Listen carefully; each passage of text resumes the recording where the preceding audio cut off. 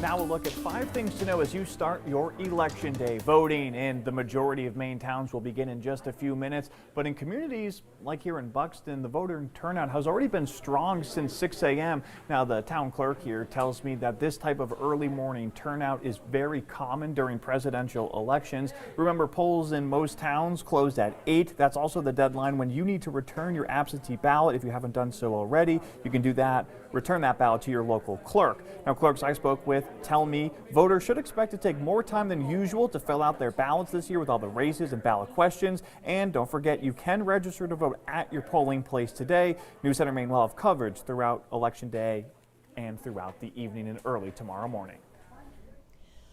On the national level, Mainers will be voting for who will represent them in the U.S. Senate and the U.S. House. Democratic incumbent Jared Golden is running against Republican Austin Terrio in the race for Maine's 2nd congressional district.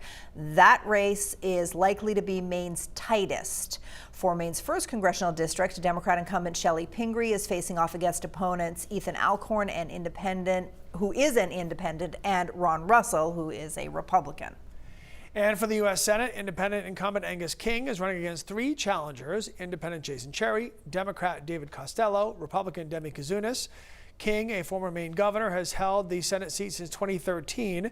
Cherry is an attorney, former FBI agent. Costello has held various roles in government, and Kazunas is an Army veteran and a dentist. All right, real quick on the referendum questions. Question 1 is about limiting how much money political action committees can spend on campaigns, or how much they can take in donations, actually. Question 2 focuses on investing $25 million to support technological innovation. Question 3 asks if you would like to invest $10 million to restore historic buildings.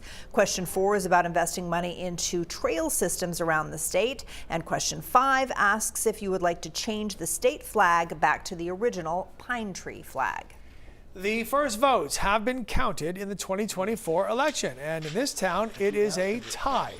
Residents in the first of the nation town, Dixville Notch in New Hampshire, have participated in midnight voting for 64 years.